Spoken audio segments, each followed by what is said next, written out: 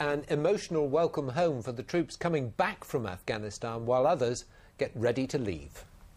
The first RAF bomb disposal team to be deployed to Helmand are making their final preparations before leaving RAF Wittering in Cambridgeshire.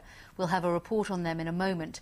But we go first to Honington in Suffolk, where in the past hour members of the RAF regiment have returned after a 6-month tour of duty. Alex Dunlop is there now. Alex.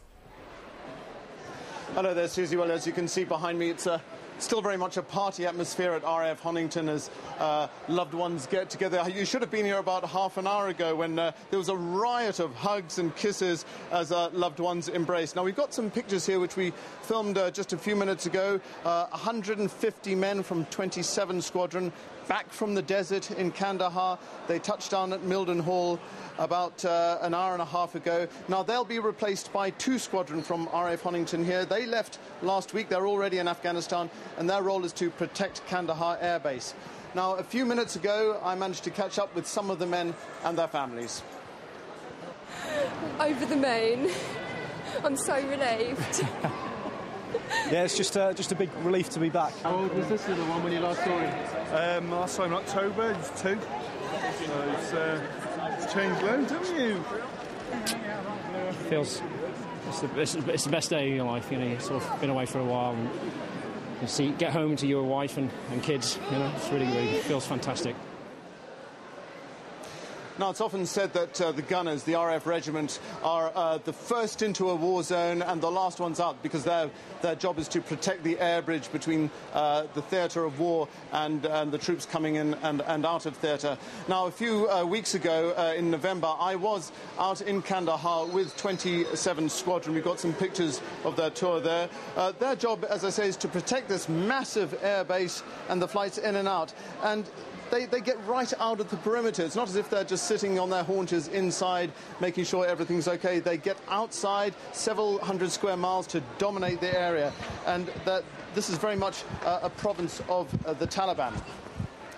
Now, of course, as these airmen return, more, of course, are preparing to go out to Afghanistan.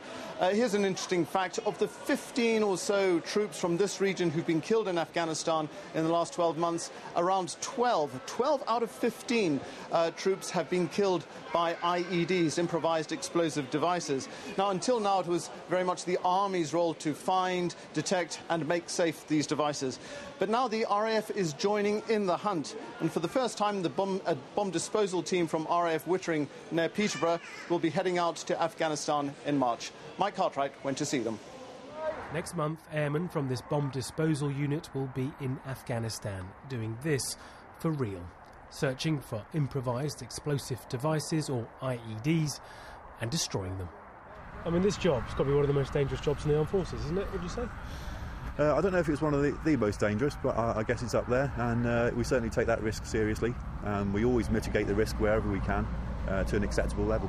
And what made you choose it?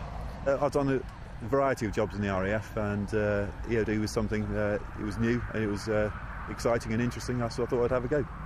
They'll join their Army bomb disposal colleagues from Wimbish Barracks near Saffron Walden, who in recent months have lost 2 of their number. Sapper David Watson, 33, was killed on New Year's Eve in an explosion. Corporal Lauren Moulton-Thomas, also 33, died clearing a road a month before. Last year, Lookies filmed 2 3 engineers from Woodbridge and Suffolk during their tour of duty and was shown what they're up against. And these are the pressure plates which used to activate the main charge, and these have all been recovered from real incidents. In 2009, 108 British military personnel died in Afghanistan. 80 of those were killed by IEDs, a figure double previous years. It is the cunningness and ruthlessness with which the insurgents place them. That is the absolute challenge of it. They watch what they do. We do. They evolve rapidly, which is why we have to continue to do exactly the same, to stay one step ahead of them. Teams use metal detectors to first find the bombs. Then a robot called a Dragon Runner is sent in. Sometimes the robot can detonate the device. Other times it's diffused the dangerous way, by hand. The answer should really be send the robot in every time. That's why we spend so much money on developing robots and getting one that's man-portable. Sometimes there may be situations where you can't send the robot. The robot may break down. It may be in an area that you can't actually get the robot into. It's a role that could save the lives of many, but if you ask them if they're brave, they'll tell you it's their normal day job. Mike Cartwright, BBC Look East, RAF Wittering. Well, certainly some soldiers who'll be very grateful of the help that the RAF will provide out in Afghanistan will be 16 Air Assault Brigade. They are going out to Afghanistan next autumn for their 4th tour, really much a very battle-hardened brigade. Now, they formed 10 years ago, and they're very closely affiliated with Colchester, which is their hometown. Well, today, the hometown Colchester and the soldiers laid 5 trees in memory of those who've died with 16 Air Assault Brigade. May those who knew and loved the fallen experience your grace and power. And may this town and garrison be reminded of their service and sacrifice. 5 field maples, a living tribute to more than 60 fallen men. Half were based in Colchester.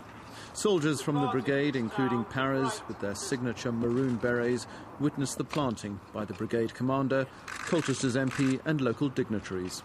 This was a way of showing our appreciation, the town of Colchester showing appreciation to our soldiers here in Colchester. And we have a war memorial, but I thought it would be appropriate to have a living memorial. For us, it's really tremendous. It's a beautiful part of Colchester in the grounds of this ancient castle. The trees themselves are field maples, which in autumn will turn maroon, which obviously has a particular poignancy for us.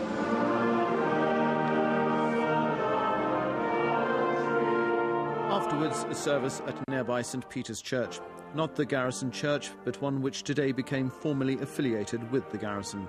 2 years ago, the brigade remembered 33 soldiers who died in their last tour of Helmand.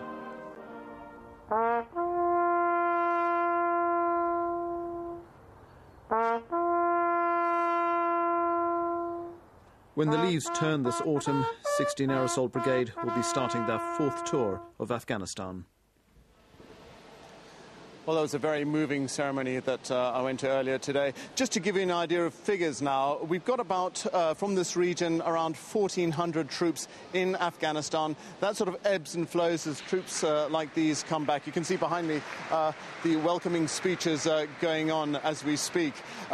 When 16 Air Assault Brigade go out in the autumn, that'll swell the numbers from this region to around, well, to just over 3,000 or so, so a very big input from the east. Just before we go, this is a rather lovely anthology of poems that was produced by the airmen here at RAF Honington and their wives and their families, an anthology of poems which have helped them to sort of articulate what it's like to be a part. And certainly for the troops from our region, they're in for the long haul. Back to you in the studio. Alex, thank you very much. There's plenty still to come on